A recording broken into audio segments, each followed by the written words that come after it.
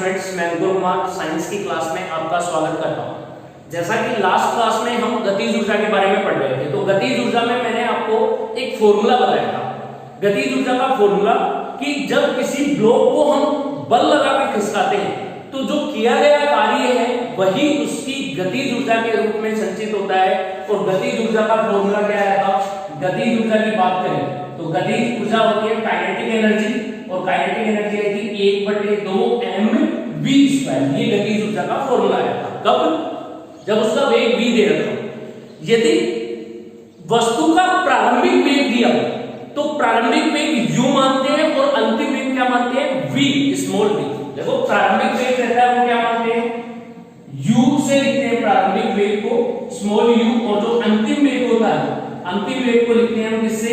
v से लिखते हैं। ठीक है, तो प्रारंभिक वेग के कारण भी उसकी गतिज ऊर्जा आएगी और अंतिम वेग के कारण भी गतिज ऊर्जा होगी।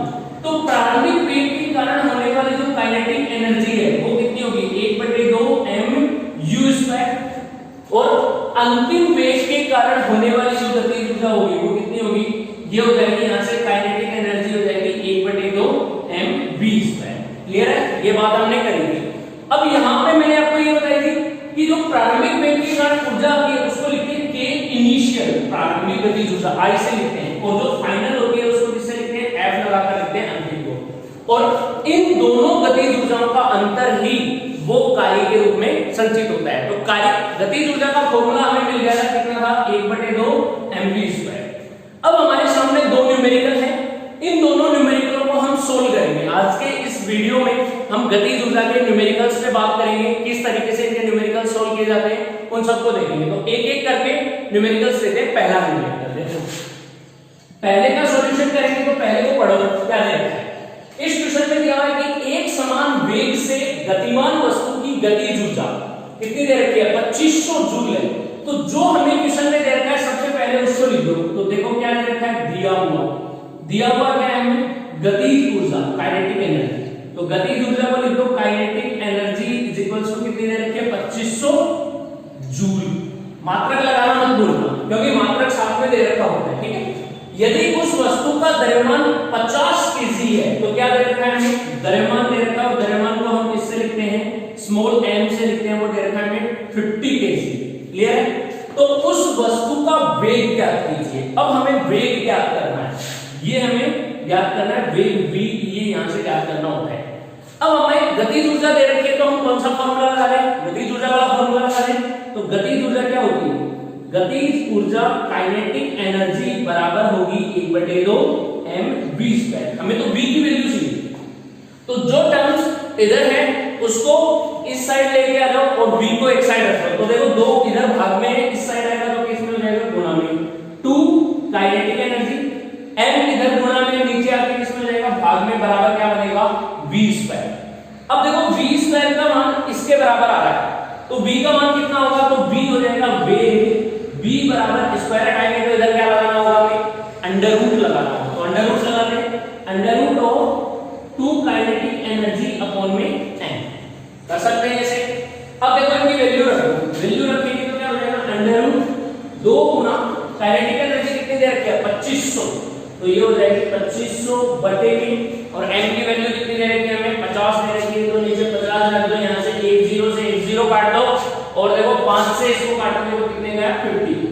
50 को 2 से मल्टीप्लाई करो कितना आएगा? 100 आएगा। कितना आएगा? 100। तो v = √100, और 100 का अंडर रूट कितना होता है? 10 मीटर पर सेकंड क्या होगा? उस वस्तु का वेग हो जाएगा। तो इस तरीके से हम इस सिस्टम को सोल्व कर सकते हैं। ठीक है, आ गया होगा समझ में अच्छे से? बहुत सिंपल फॉर्मूला है, सिंपल फॉर्मूले में वैल्यू डालनी है और हमें इस क्वेश्चन को सोल्व करना है। ये यहाँ पे हमारा पहला क्वेश्चन समाप्त होता है।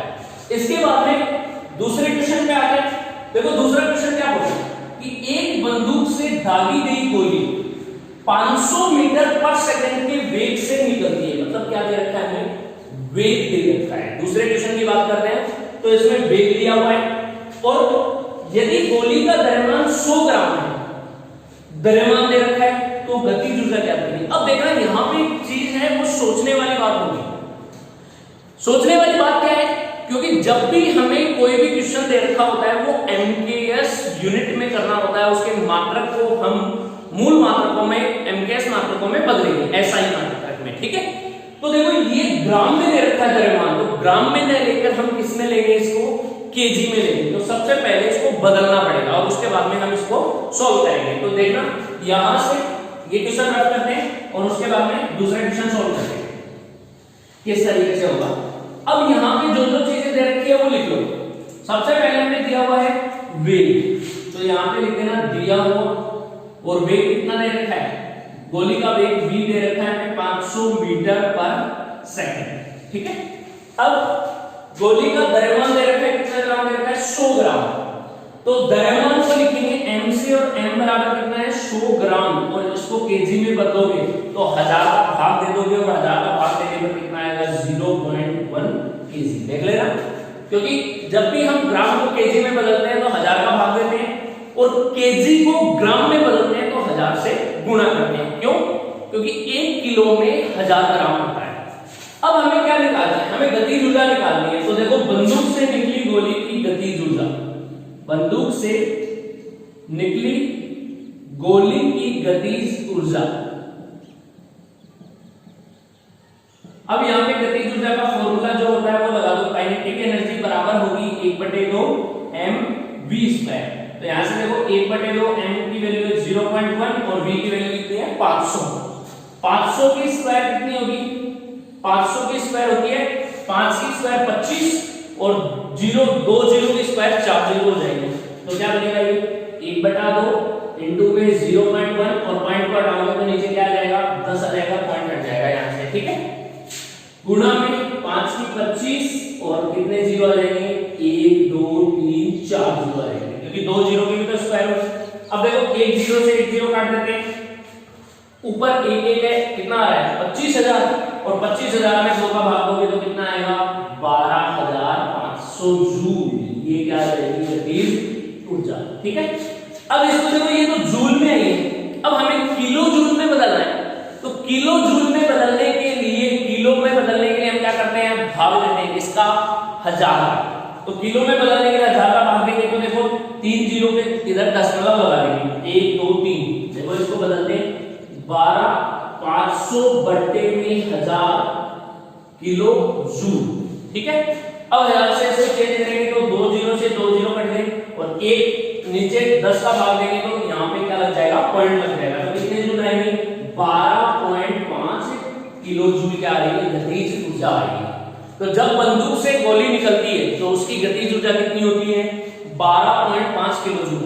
किस क्वेश्चन में, इस क्वेश्चन के रेस्पेक्ट में। कभी ये मत सोचना कि बंदूक से फायर किया और उसकी गतिज ऊर्जा 12.5 किलो की, ऐसा कभी नहीं होता है। वो डिपेंड करता है उसके द्रव्यमान और वेग पर, ठीक है। तो 2 क्वेश्चन हमने देख लिए, आपको ये अच्छे से समझ में आ गए होंगे दोनों क्वेश्चन। एक क्वेश्चन और लेते हैं गतिज ऊर्जा से रिलेटेड। तो गतिज ऊर्जा से रिलेटेड क्वेश्चन देखेंगे तो हमें अच्छी तरीके से ये समझ में आ जाएगी कि गतिज ऊर्जा किस तरीके से इसके क्वेश्चन को हम सोल्व करेंगे। क्यों? क्योंकि एग्जाम में इनसे रिलेटेड क्वेश्चन आते हैं। क्योंकि 10th पेज पे जब हम बात करें ऊर्जा और कार्य में तो ज्यादातर जो क्वेश्चन आते हैं वो ऊर्जा और शक्ति से रिलेटेड न्यूमेरिकल आते हैं। न्यूमेरिकल बोले तो जो सवाल होते हैं वो इन दोनों से रिलेटेड ज्यादा आते हैं। तो नेक्स्ट क्वेश्चन देखते हैं। अब हम तीसरे क्वेश्चन पे बात करते हैं। देखो तीसरा क्वेश्चन बोर्ड पे लिखा हुआ है, क्या क्या दे रखा है आपको, इसको पढ़ते हैं। 100 केजी द्रव्यमान की एक मोटरसाइकिल, मोटरसाइकिल का द्रव्यमान दे रखा है केजी में, कोई भी बदलने की जरूरत नहीं है क्योंकि वो दिया हुआ है, ठीक है। तो लिखते जाते हैं साथ साथ।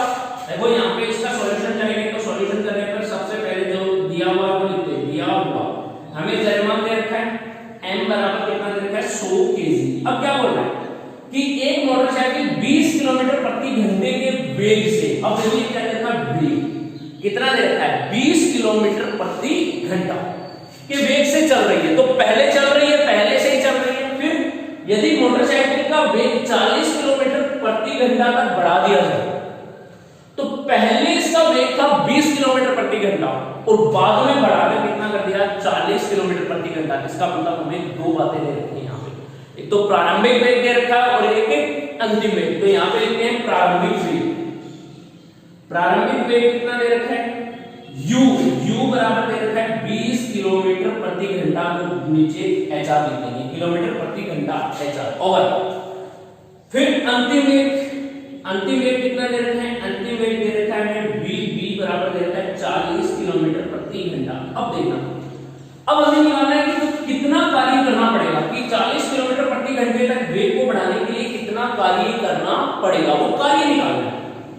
तो देखो लास्ट क्लास में हमने एक क्वेश्चन पढ़ा था, एक टॉपिक बताया था मैंने, और अभी भी डिस्कस किया था, यहाँ पे बताया था आपको इसी क्लास के स्टार्टिंग में, कि जब भी हमें वेग दे रखा है तो प्रारंभिक गतिज ऊर्जा और अंतिम गतिज ऊर्जा, दोनों गतिज ऊर्जाओं का अंतर उस वस्तु द्वारा किए गए कार्य के बराबर होगा। ठीक है, तो यहाँ पे इस मोटरसाइकिल द्वारा किया गया कार्य कितना होगा, तो मोटरसाइकिल द्वारा किया गया कार्य, मोटरसाइकिल द्वारा किया गया कार्य गतिज ऊर्जा के रिस्पेक्ट में लिखेंगे तो कार्य कितना हो जाएगा, W बराबर काइनेटिक एनर्जी कौन सी, फाइनल, माइनस काइनेटिक एनर्जी कौन सी, इनिशियल, अंतिम गतिज ऊर्जा माइनस प्रारंभिक गतिज ऊर्जा। अगर आप ऐसे लिखो ना तो ऐसे भी लिख सकते हो, कार्य बराबर होगा अंतिम गतिज ऊर्जा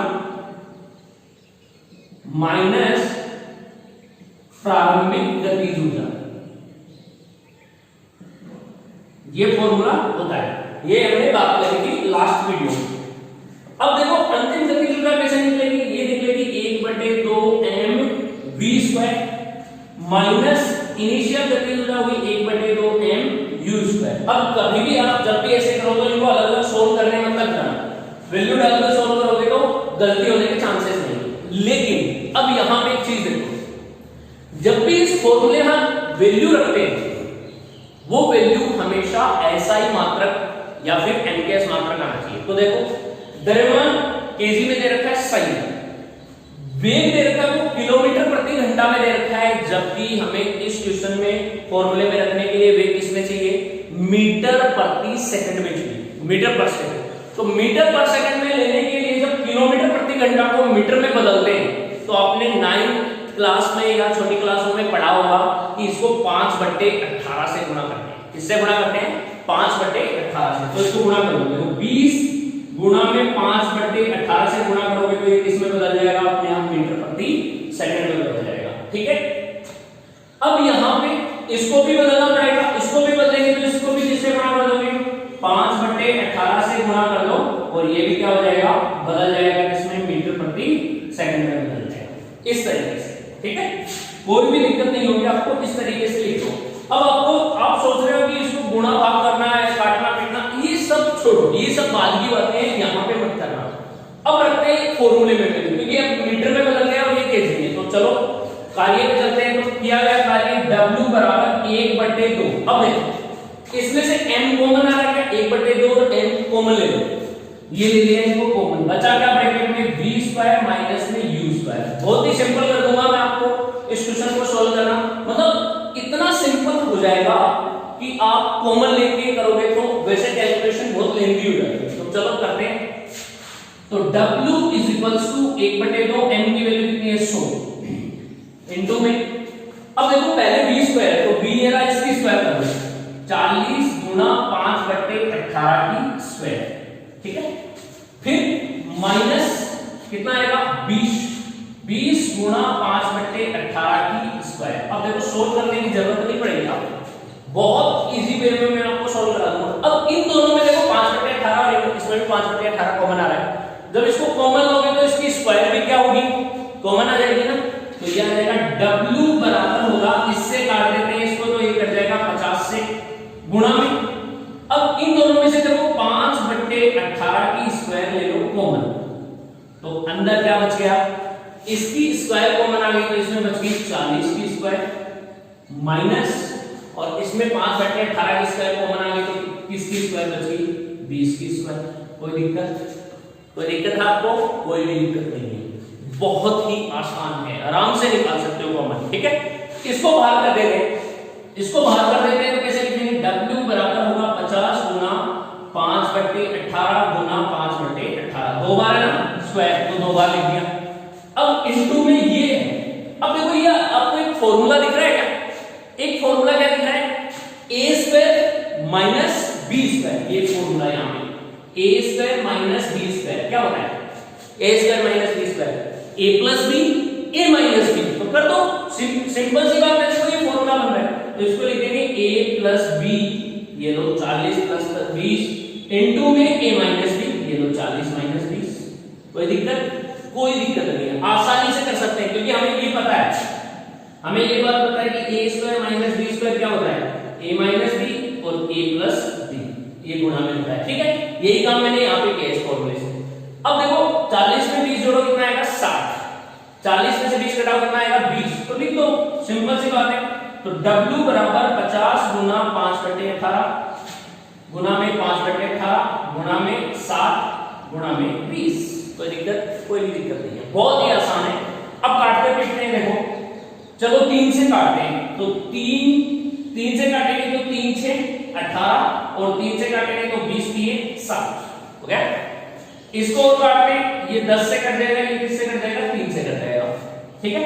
फिर इसको और काटते हैं, तो इसमें ये 10 होगा, 10 दूनी 20 और ये 9 दूनी 18, अब इससे ज्यादा ये नीचे वाला कटेगा नहीं, तो 9 इंटू 3 कितना हो गया 27, ऊपर वाले को गुणा कर लेते हैं, देखो 5 को 5 से करो 25, 25 को 5 से कर लो 125, तो ये तो हो गया 125, जीरो कितने 1 2 3 1 2 3, इसमें किसका भाग दे दोगे 9 3 27, 27 का भाग दोगे तो जो आपका आंसर आएगा वो किसमें आएगा जूल में आएगा, और वही आपका क्या होगा कार्य होगा। तो इस तरीके से हम किसी भी क्वेश्चन को सॉल्व कर सकते हैं, गतिज ऊर्जा से कार्य भी निकाल सकते हैं, गतिज ऊर्जा भी निकाल सकते हैं, वेग भी निकाल सकते हैं और द्रव्यमान भी निकाल सकते हैं। तो आज की क्लास में हम इतना ही करेंगे, आप वीडियो को देखते रहिए, लाइक कर दीजिए और अपने दोस्तों के साथ शेयर कीजिए और चैनल को सब्सक्राइब करना तो बिल्कुल भी मत भूलिएगा। Thank you, have a